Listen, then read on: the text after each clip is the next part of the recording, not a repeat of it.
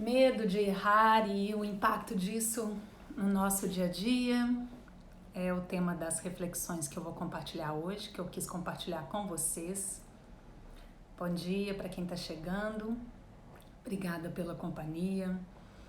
Vou falar um pouco das minhas experiências e se vocês sentirem vontade de compartilhar as suas, fiquem à vontade, tá? Que eu gosto muito dessa troca, acho muito legal. E cresço muito com a troca também. Bom, primeiro eu quero só contextualizar. Bom dia, Aline. Eu quero só contextualizar um pouco de que lugar que eu tô falando desse erro, né? Porque eu sei que, e é bom lembrar, eu acho bom lembrar, assim, que existem erros que nos levam a resultados que são mais graves, né? Que colocam em risco vidas e acredito eu que quando a gente está lidando com situações em que o possível erro pode nos levar para esse lugar de colocar uma vida em risco, por exemplo, é comum, né? É normal, é até desejável, né? Que a gente tenha mais receio, que a gente sinta mesmo mais responsabilidade, fique mais atento, né? Para o que a gente está fazendo com medo do erro, porque tem muita coisa em risco, né? Que pode ser descuidada, desprotegida. E é um resultado que a gente quer mesmo evitar. É importante evitar. Eu tô falando muito desses erros, assim, que fazem parte do nosso dia a dia, que são erros que são parte da experiência humana, né? E a forma como a gente lida com os erros, o peso que a gente coloca para os erros que a gente comete, que outras pessoas cometem. O que é esse erro, né? Até o conceito de erro, né? Eu quero falar um pouquinho disso hoje para a gente pensar um pouco a respeito disso. E as minhas reflexões, elas surgem muito a partir de experiências que eu tive no fim de semana. Foi um fim de semana, assim, muito rico em termos de experiências. E eu participei de um encontro com um workshop de arte terapia do Ale Prade. E tinham famílias, né, participando desse processo de arte terapia, fazendo desenhos. E ficou muito assim vivo para vários adultos, várias mães, alguns pais, assim, como que as crianças que estavam lá, elas fluíam nas propostas, elas iam assim muito naturalmente, iam fluindo nas propostas artísticas que eram apresentadas para elas. E alguns adultos se sentiam travados, um pouco bloqueados, precisavam meio que processar às vezes algumas questões antes de viver ou naquele processo, né? Passar por aquele processo, que era um processo simples, era uma proposta simples. E foi uma proposta que tinha um foco muito mais na experiência de estar ali e vivendo aquele processo do que de um resultado final, esperado, que tinha que atingir algum tipo de modelo específico. Não tinha nada disso, era muito mais o processo e o que a gente sente, como a gente vive esse processo, do que uma meta de resultado a ser atingida. E aí, por que eu acho isso tão interessante? Porque aí vem a minha primeira reflexão, assim, o que a gente considera erro, né? E por que às vezes isso bloqueia a gente? Eu fiquei pensando muito, por exemplo, de quando eu tive aula de arte, porque o Ali estava explicando como é que é o processo dele, como é que ele chegou nessa proposta de arte. E aí eu até compartilhei com ele assim, nossa, eu na minha escola eu tive aula de arte, mas a minha aula de arte era muito focada no sentido de apresentar pra gente os diferentes estilos da arte, um pouco da história de como que a arte foi criada ou como a gente reconhece a criação da arte. E quando a gente ia atuar na aula, a gente era muito mais convidada ou convidado a reproduzir aquilo que foi apresentado pra gente, aquele modelo artístico que foi apresentado pra gente, do que de fato nos conectarmos com a nossa experiência, com a experiência que aquela arte proporcionava pra gente e expressar isso. Então não tinha muito espaço para criatividade, para autenticidade, para expressão, para liberdade, para o lúdico. Era muito voltado assim para vamos reproduzir o modelo que foi colocado aqui pra gente como o modelo que é legítimo e que a gente vai reproduzir. E aí, o que acontecia? As crianças, os alunos, né, as alunas que tinham traços mais firmes, mais finos de desenho, reproduziam muito mais próximo daquilo que a gente estava vendo do que as pessoas que não tinham esses traços. E criava uma impressão entre nós, e não acho que era só uma impressão, acho que era algo que era comunicado pra gente também, de que algumas pessoas sabiam eram boas em desenho, porque elas faziam da forma certa, e algumas pessoas eram ruins no desenho, não eram talentosas para desenhar, porque elas não reproduziam da forma correta. A forma correta era aquela forma que alguém esperava, né? Tinha um modelo ali, uma expectativa de resultado. Então, o correto seria o que correspondesse à expectativa do resultado. E por que eu estou trazendo isso? Porque essa questão de certo e errado também é algo que pode ser muito subjetivo, né? Dependendo da situação. E quando a gente entra num campo assim de que, então a pessoa é boa nisso, a pessoa tem talento para isso, a outra não tem porque ela não faz da forma correta, eu percebo assim em mim, nas outras pessoas, como que isso bloqueia na gente a vontade, o desejo e a disponibilidade da gente viver processos que são muito importantes para a gente, que vão nos nutrir em muitas humanidades, em muitas necessidades humanas compartilhadas. E aí a gente deixa de viver esses processos que podem ser maravilhosos pra gente, porque a gente acha, porque a gente acreditou, porque contaram pra gente, que a gente não vai fazer com o resultado da forma certa. E aí a gente fica focado nesse resultado que alguém definiu que é o resultado correto, daquele modelo correto, e deixa de viver as experiências que nos trariam aprendizado, crescimento, troca, conexão, que nos trariam muito mais riqueza para a nossa vida do que simplesmente alcançar aquele resultado que alguém diz que é certo e que a gente não sabe fazer daquele jeito.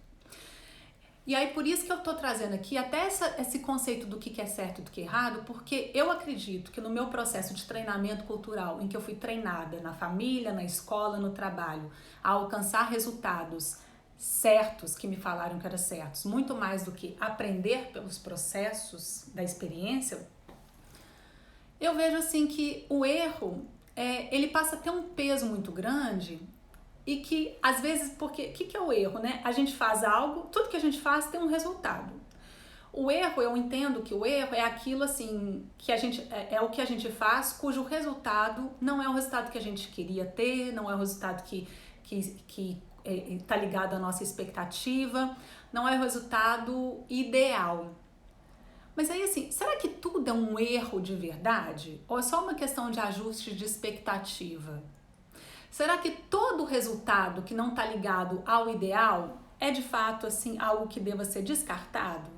Eu não estou nem falando de aprender com os erros, porque de repente eu tenho dinheiro, eu invisto dinheiro, eu perco dinheiro no investimento que não foi legal. Eu falo assim, eu realmente não queria esse resultado, eu tenho que aprender a conhecer mais o mercado de valores, oportunidade de investimento de dinheiro, porque eu quero que meu dinheiro renda. Então, isso é aprendizado. O que eu estou trazendo aqui também é até o conceito assim, será que tudo é erro? Ou o nosso olhar também para resultados é tão estreito que a gente descarta outras possibilidades que não são aquelas que correspondem exatamente a um modelo que nos foi passado. E é um modelo que nos foi passado por alguém em algum momento e que a gente reproduz.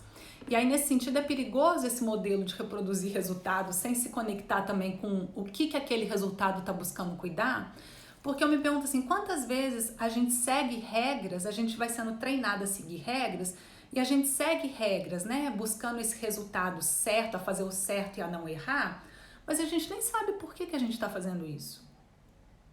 A gente está seguindo a regra que nos foi ensinada, mas a gente nem se conecta, assim, essa regra ela cuida de quê? Esse tipo de informação, de instrução que me leva a um resultado específico, tenta cuidar de quê? A gente nem se conecta àquilo que está sendo cuidado e que de repente é importante para nós também. A gente fica no campo do cumprir a regra, seguir a norma, fazer o certo, né? Um resultado certo. Então é isso, assim, eu fico pensando muito assim nessa questão também, assim, do que de fato é um erro, o peso que o erro tem, os resultados, né, que não são desejados, porque o erro, né, é essa ação cujo resultado não é um resultado desejado. Será que é tão grave assim mesmo, esse resultado que não é desejado?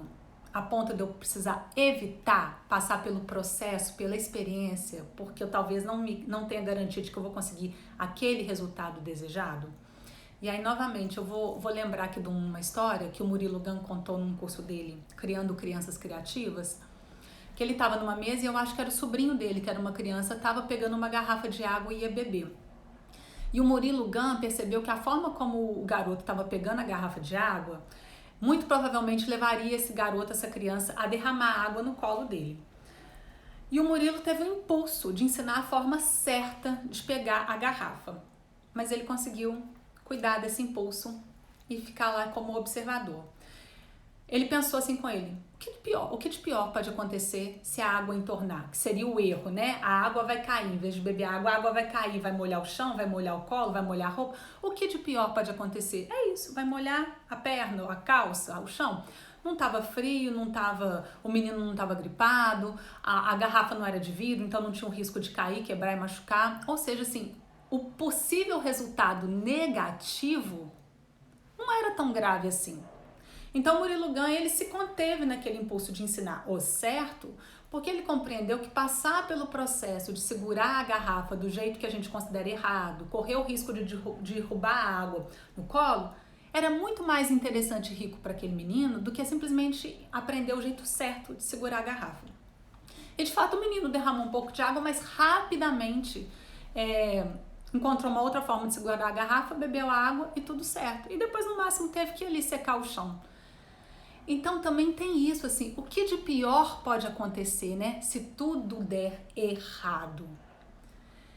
E eu vejo assim, então esse é o primeiro convite que eu tenho me feito, é olhar para o peso que eu trago para o erro, fazendo essa pergunta: o que de pior pode acontecer? Eu prefiro lidar com um resultado que não é o ideal, o que corresponde exatamente à minha expectativa, ou eu prefiro evitar essa possibilidade do erro, mas também evitar a experiência que eu quero tanto viver. Terceira pergunta: como eu me trato quando eu sou menos que perfeita? E aí é uma pergunta que o Marshall Rosenberg, sistematizador da comunicação não violenta, fez constantemente pra gente. Como é que eu me trato quando eu sou menos que perfeita? Quando o meu comportamento é menos do que perfeito? E por que isso é importante? Porque, de fato, nem sempre eu vou corresponder a um comportamento ou uma forma de ser que eu julgo ideal para mim. Na verdade, eu acho que quase nunca vou corresponder a isso. E como é que eu me trato? Porque uma expectativa de uma vida com comportamentos, falas e acertos o tempo inteiro, né? Sempre voltadas para o ideal, para o certo, para expectativas de perfeição, isso é algo impossível de ser atingido. E talvez a minha relação com o erro esteja muito mais na forma como eu lido comigo quando eu não faço algo que me traz um resultado que eu queria, do que de fato ao fato de não ter sido o resultado que eu queria. E aí eu penso muito na Luiza Helena Trajano, que eu acho que ela ainda é a presidente, né, do Magazine Luiza, que eu sou assim fã dela, porque ela vira e fala assim que ela gosta de errar rápido, porque ela erra e ela já aprende com o erro e vai continuar caminhando, ela vai caminhando e vai aprendendo. E eu acho isso tão fantástico, porque eu acho assim, isso é uma liberdade e é um olhar para a vida muito mais generoso, né, comigo, com as outras pessoas, porque também tem isso, a forma como eu me trato quando eu me comporto de forma menos perfeita, quando eu sou uma pessoa menos que perfeita, também reflete na forma como eu trato outras pessoas quando elas também são menos que perfeitas. Infelizmente, eu reconheço em mim, e pode ser que vocês reconheçam em você também, uma criação, toda uma criação, sociedade, de família, de escola, uma mentalidade que tenta nos orientar, muito focada no que é certo, e a gente tem que aprender o que é certo, e nos orienta nos criticando e nos apontando o nosso erro o tempo inteiro. Muito mais do que motivando por aquilo que a gente está fazendo, pelos processos que a gente está vivendo, pelas experiências que a gente está tendo, e talvez assim facilitando o caminho para a gente ir enxergando novas possibilidades que nos levam a resultados mais eficazes. E sabe o que eu pensei? Vocês devem ter ouvido muita história quando a gente é criança, pra gente aprender que mentira é feio, a gente ouve muita história, né, de alguém, de uma criança que contava muito mentira e que em algum momento ninguém mais acreditou naquela criança, né? Eu ouvia muita história do menino que nadava e fingia que estava afogando. Ai, tô afogando, tô afogando. Aí uma vez foi alguém lá cuidar dele, era mentira. Aí ele ri. Aí a segunda vez que ele finge que estava afogando, vai alguém lá resgatar, era mentira. Aí ele ri. Até que na terceira, na quarta ou na quinta vez que ele finge que ele estava afogando, quer dizer, que ele tá, aí ele estava de fato afogando, ele começa a pedir socorro, só que as pessoas não acreditavam mais nele e aí ele afoga. Essa é a história que eu ouvi muito quando criança, para me mostrar, por exemplo, o resultado de quando a gente conta mentira, quando a gente conta muita mentira, que as pessoas param de acreditar na gente e que de repente pode acontecer alguma coisa até ruim pra gente. Eu lembrei dessa história e fiquei pensando assim, olha que curioso, é uma história assim, tá, é uma história, tá, tudo bem, ela tem uma função. Mas vocês percebem, por exemplo, que essa história foca muito mais na punição, na possível punição, no possível problema que eu posso criar se eu minto, e não no que eu nutro de bom, de interessante, de importante para mim e para as relações humanas quando eu falo a verdade? Essa história ela não fala, por exemplo, de honestidade, de conexão, de colaboração, de confiança, de autenticidade, de integridade. Ela fala do quê? Se você mente, que é uma coisa errada, se você comete esse erro de mentir, em algum momento as pessoas deixam de acreditar em você e você vai ser punido de alguma forma por as outras pessoas ou pela vida. Então, é uma educação que traz muito mais a punição do erro do que as possibilidades, necessidades humanas compartilhadas que a gente vive, que a gente nutre e que torna a nossa vida muito mais maravilhosa. Então tá vendo que mais uma vez eu evito o erro então porque eu posso ser punida e de fato a gente acaba punindo em algum momento, de alguma forma, se punindo quando a gente comete um erro ou punindo outras pessoas quando elas cometem um erro, do que nos conectar com aquilo que está sendo cuidado na defesa daquele valor que é importante para nós. Então, assim, eu fico pensando muito assim nessa libertação que é também da gente parar de se punir quando a gente erra. É muito diferente a gente lidar com o resultado dos nossos atos e quando esse resultado, principalmente, não está ligado àquilo ideal, à expectativa, isso é uma coisa muito saudável de ser vivida. E é diferente de ser punida ou punido por um ato, por um comportamento que eu tenho que está longe do ideal ou do esperado. Tá fazendo sentido para vocês? Isso acontece, por exemplo, vamos pegar de novo assim, o caso do Murilo Gun, do menino que estava pegando a garrafa do jeito considerado errado.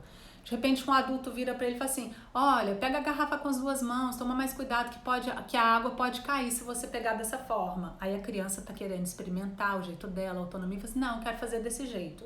Aí a água derrama no colo, no chão. O que ele dá com o resultado dos atos? Caiu no chão, então vamos secar, vamos limpar.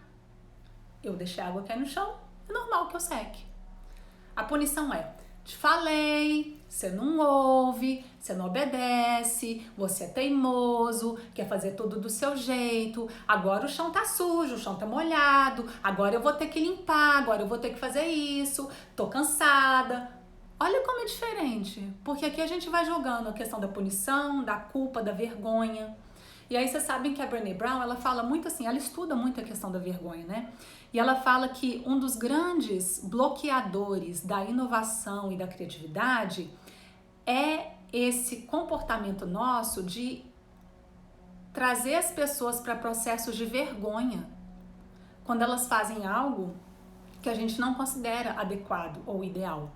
Então é aquela situação em que a gente está às vezes numa sala de aula e faz uma pergunta que as outras pessoas consideram idiotas ou muito óbvia, muito boba, e aí a gente é tratado com menos respeito ou tratada com menos respeito, a nossa pergunta ela é invalidada e a gente fica com vergonha, a gente vai se sentindo inadequada, não tão inteligente, inferior às outras pessoas.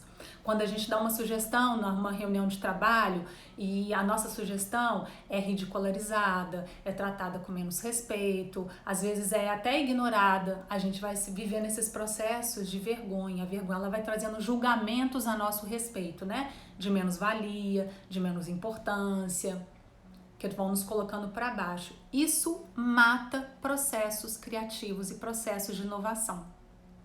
E aí, pensa no tanto que a gente precisa de criatividade e inovação para lidar, por exemplo, com possíveis soluções para problemas sérios que a gente tem hoje no mundo. Então, olha como é importante a gente ressignificar o erro, o peso que a gente dá para o erro, o que a gente considera erro, como a gente se trata quando a gente age de uma forma que a gente considera errada, como a gente trata as outras pessoas, os processos, nos liberar desses processos de culpa, vergonha, para a gente poder de fato aprender com as experiências que a gente tem, crescer, ampliar nosso olhar, em vez de até começar a evitar experiências, decisões, mudanças para evitar um possível erro. Não significa que o resultado do que eu faço vai ser sempre maravilhoso para mim, mas é melhor lidar com ele com generosidade, com gentileza, com compaixão, buscando entender aquilo que eu estou aprendendo, do que viver uma vida em que eu evito viver experiências, evito fazer aquilo que eu gostaria muito de fazer, simplesmente porque eu não sei fazer da forma certa, ou eu não vou ter o resultado certo. E dessas experiências eu tô falando tantas vezes de grandes mudanças que a gente quer na vida, quanto do simples ato de desenhar. Porque me disseram quando eu era criança que eu não desenho bem, eu acreditei nisso, então eu nem desenho, porque meu resultado do desenho não é bom. E aí eu deixo de viver a experiência do desenhar, que me nutre a criatividade, a liberdade de expressão, a comunicação, o divertimento, que me nutrem várias questões, porque o resultado que eu obtenho não é aquele ideal. E por que tem que ser, né? O que é mais importante? É o resultado ideal ou a experiência que eu tô tendo? Faz sentido para vocês? Vou aproveitar para dar bom dia para todo mundo que veio aqui, que eu começo a falar e fico mais concentrada e não vejo vocês. Obrigada pela companhia. Bom, eu acho que é isso que eu queria compartilhar com vocês. Espero que tenha feito sentido. E se quiserem depois me mandar alguma reflexão, algum insight que vocês tiveram disso, alguma visão, forma como vocês enxergam, percebem isso, vou ficar muito feliz em receber, tá bom? Então, bom dia, tenha um ótimo dia. Rita, eu que agradeço, Rita, a companhia. Um beijo para vocês, ótima terça-feira.